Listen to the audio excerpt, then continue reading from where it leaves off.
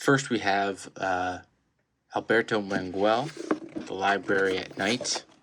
I picked up this book a couple years ago, and I started it at the beginning of this year. I was feeling a little bit sluggish at the end of the year with my reading.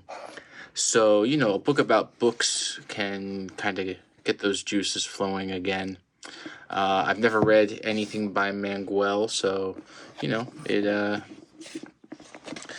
I really enjoyed it. Manguel's written a lot about the history of reading. He's got a few books about books. He's written novels. He's done translation work as well. I have his work translating with Marguerite Yourcenar, her Oriental Tales. I have that one on my TBR.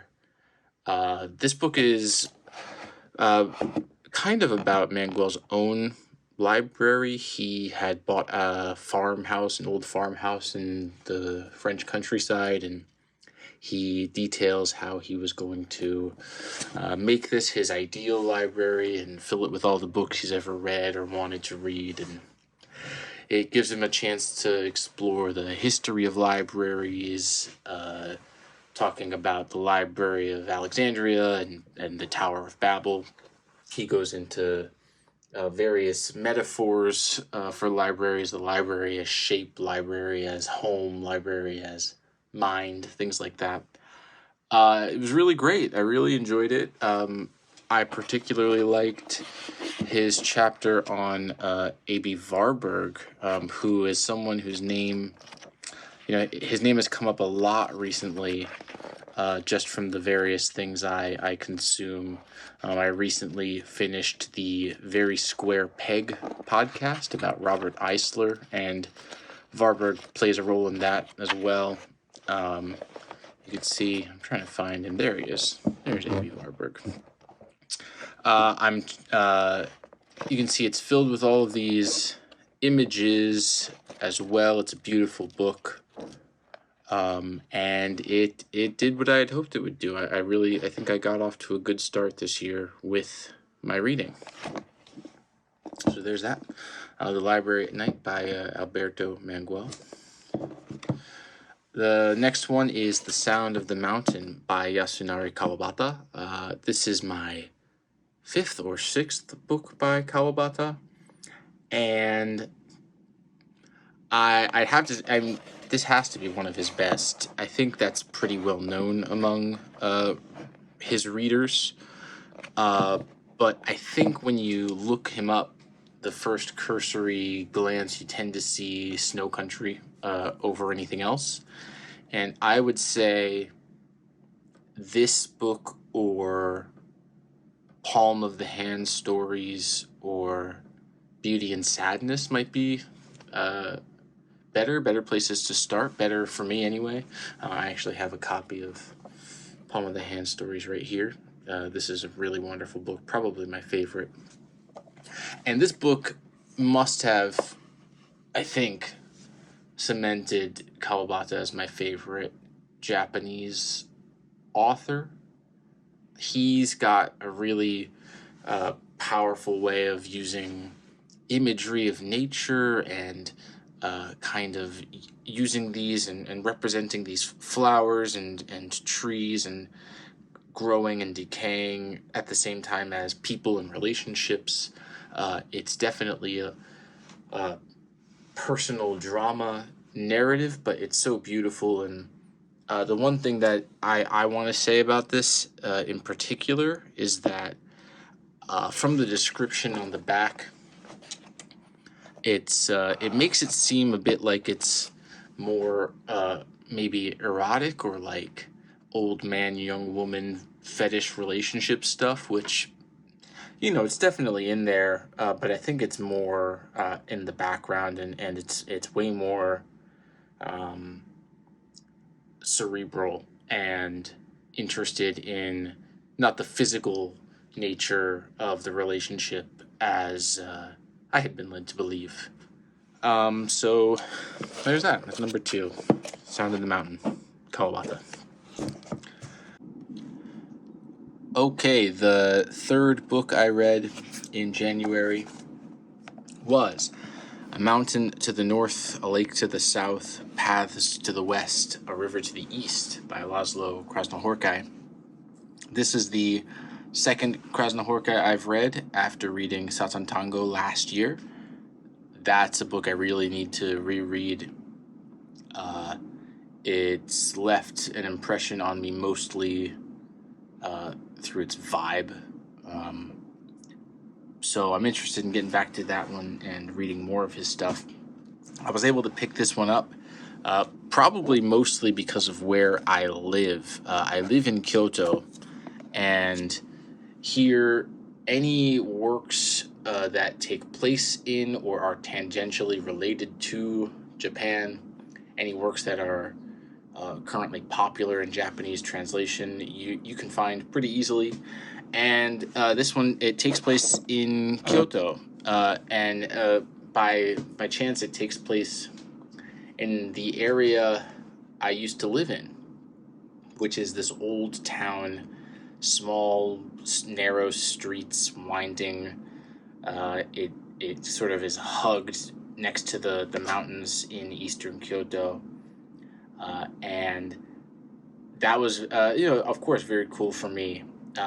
It's about a character who is purported to be the grandson of Prince Genji, the shining prince from the Tale of Genji. Although, it takes place, it must be modern day. There are trains and landmarks that exist presently. And this grandson of Prince Genji gets lost in this area of Kyoto and finds himself at a temple, and he's exploring the temple, and he finds a room filled with these ancient texts. And as far as I can tell, this temple does not exist, although it's an amalgamation of probably Tofukuji, which is a really beautiful temple in eastern Kyoto, famous for its garden and its autumn leaves. I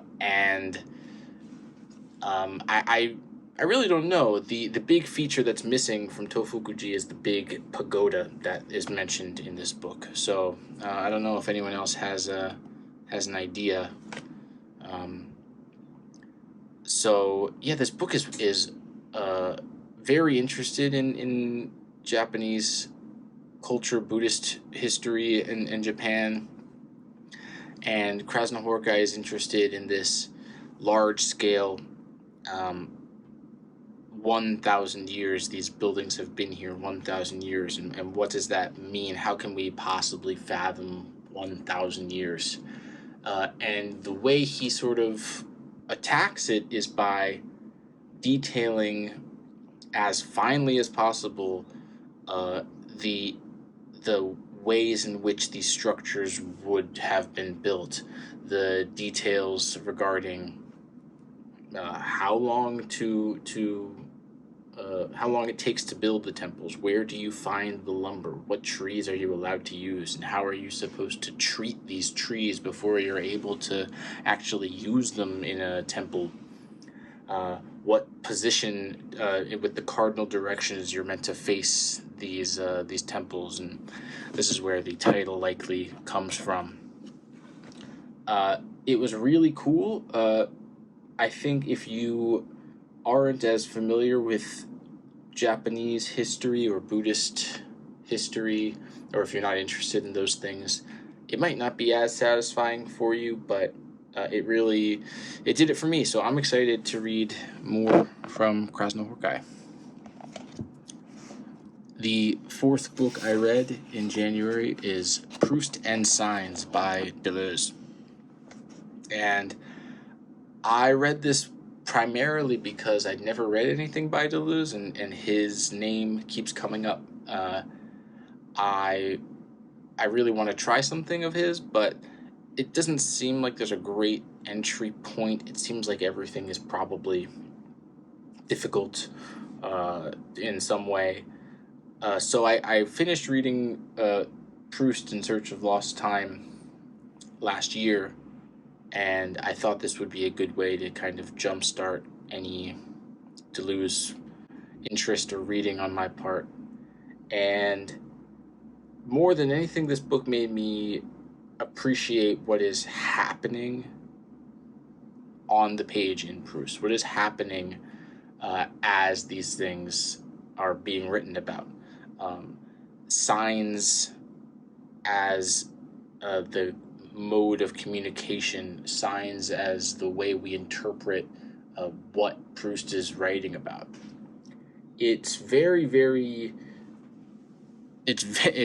difficult for me. Especially the second half. I know this book was, or this book is in two parts, and the second half was one large essay that they cut up into chapters for this edition. And the second half in particular was way over my head.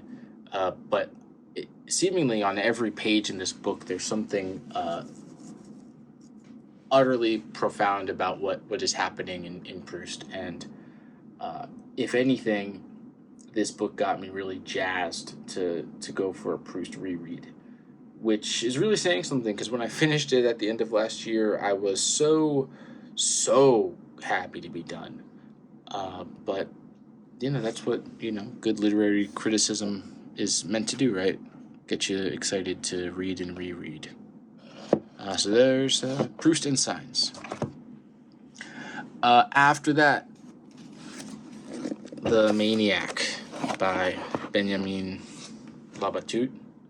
I read When We Cease to Understand the World last year, and I loved it. And I read this one. I ordered the hardcover as soon as I saw it listed on Amazon. Unfortunately, that's the best way for me to get books out here. And Labatut's at the point where I'm going to read whatever he's putting out. Like, this dude is on to something really engaging and really interesting. But it's reminding me of some of my poor habits as a reader. I began reading primarily from, thrillers and things like that my dad was interested in. And so the pace is really important, and that page turn is really satisfying. That's sort of the big feeling I remember as a kid when I was reading. And this book, it does the page turn thing. Like, it really wants you to just keep going. It's so easy to turn on next page, and it's so interesting and engaging in that way. But now that I'm older and I want to really think harder, think more deeply about what I'm reading, it's interesting in both of these books of Labatut's that my natural inclination towards page turning has come back. So I should reread both of those books sooner rather than later, and give them the same interest I would give, something by a Gaddis or a Gas, or etc. This book is awesome. Really, really can't recommend it enough. Same with When We Cease to Understand the World. The fifth book I read in January, the sixth book I read in January, is not here. It was the Nakano Thrift Shop by Hiromi Kawakami. And I read this book on a trip I took to Nagoya with my girlfriend, and this book didn't do much of anything for me. It started out good. It takes place in a thrift store, and it deals with the people who work at the thrift store, who come into the thrift store. And through the first couple stories, it was reminding me a lot of Woodhouse and like a Jeeves story, where these characters who are not Bertie or Jeeves, they come in and out, and the place that they occupy, their role, and so when they come back, it's always it's familiar, and it's light, and it's easy. But it didn't really do anything with that. It just sort of lets these characters come and go without engaging with them, really. and it became a little too interested in the romantic relationship of the protagonist for me. That was not an aspect of the book that had been interesting to me, so kind of a letdown. Next up, Solenoid, the big one. Cărtărescu is probably my favorite writer at this point. I've read everything of his prose that's been put in English, and with the exception of Why We Love Women, his short story collection, all of his novels are, I believe, essential reading. And this one in particular is pretty mind-boggling. I don't have the experience talking about books to really get into it as to why this book works so well. Maybe if I keep doing this, I'll revisit it in the future. But the main thing I want to say is, one, read Cărtărescu's books and buy his books so that we can get more of his books in English translation. And the ending of this book, the fact that he was able to pull off this ending without any spoilers is pretty remarkable. And the book that it reminded me of as I was reading it, as all of these thoughts and ideas, this huge range of ideas and themes, they all come together really well at the end. And it reminded me of The Lost Scrapbook by Evan Dara. So if you're someone who enjoyed that book, but you've never read anything by Cărtărescu, you can look forward to that if you read Solenoid. Buy this book. Let's get this guy translated more, please. Thank you, Sean Cotter. The next one I read was Travels in the East by Donald Richie, and this one was a mistake for me. Donald Richie is a Japanese cultural scholar and film historian. He has written books about the history of Japanese cinema and Japanese directors like Kurosawa and Ozu. He was a contemporary of theirs, and he met at least Kurosawa. I know he met Kurosawa and Toshiro Mifune. And I was able to find this book really cheap. I got this book, there you have it, 300 yen, so like $2. And I was interested in Richie as a scholar of Japanese culture. I have his book here, A Tractate on Japanese Aesthetics, and I want to read his book about the Inland Sea, maybe his journals as well, but I happened to find this one. And the introduction was excellent, and the essays about Japan are excellent, but most of this book is essays about his other travels in Thailand and Cambodia and Mongolia and India, etc. And they are mostly just sketches. He's not really going into a lot of detail about his thoughts or what he's gleaning from these cultures, other than the fact that the 20th century is coming to an end, and he's getting older, and things are changing, and cities have new names, and tourists are bad. He doesn't like tourists, and anywhere that's filled with tourists is no good for him. Bit crotchety. The essays about Japan are more interesting because he's an expert, and I'll hold on to this book mostly because of the places he references in Japan. But yeah, kind of a bad place to start with Richie, although I will give a shout out to Stonebridge Press. They do really good stuff with Japanese culture. Their edition of Hojoki is beautiful. They have really cool illustrated editions of Kenji Miyazawa as well. So shouts out to them, but this book was not great. And the last one I read in January is The Years by Annie Ernaux. And this is my first book by Ernaux, and this book rules, dude. In the way that Richie totally fails to have anything interesting to say about the end of the 20th century and how things changed, Ernaux has everything interesting to say about the 20th century. And it's this really cool, like, generational memoir. It's a memoir of life as she lived it from the perspective of her generation. And so in this book, everything is written without first person. It's or first person singular anyway. It's all we and they and she. If she's talking specifically about herself, she'll use the third person she. Every name in this book is, in the public record. There's nothing entirely personal about it. And I heard about this book, obviously, when she won the Nobel Prize, and people are saying this might be her best one.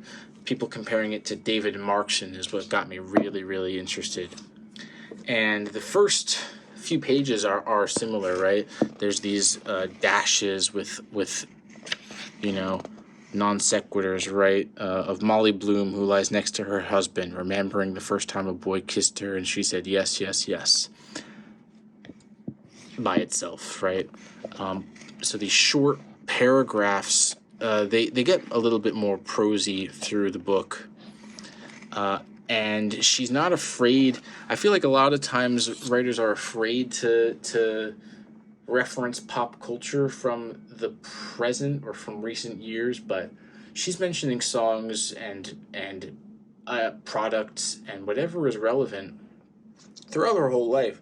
So names of actors and movies and events from the 1940s. And by the end, she's name-dropping YouTube and the Nintendo Wii and the death of Saddam Hussein and things like that. Pretty remarkable book. I couldn't really put it down. I really want to read more of Ernaux.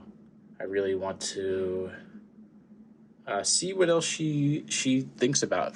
It seems like her books, she's a memoirist, right? So most of her books, they must make up some larger project of chronicling her life. So I'm curious to see how this one fits in.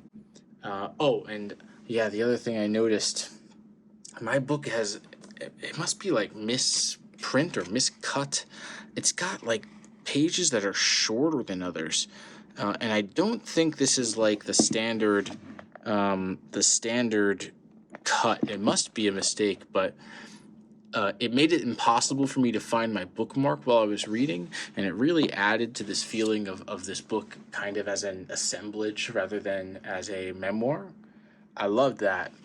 The other thing I really loved is this title and the definite article, The Years, right? Because these are the only ones of her generation. They are the ones that count. I really dig that. Annie Ernaux. That's it. 9 books in January 2024.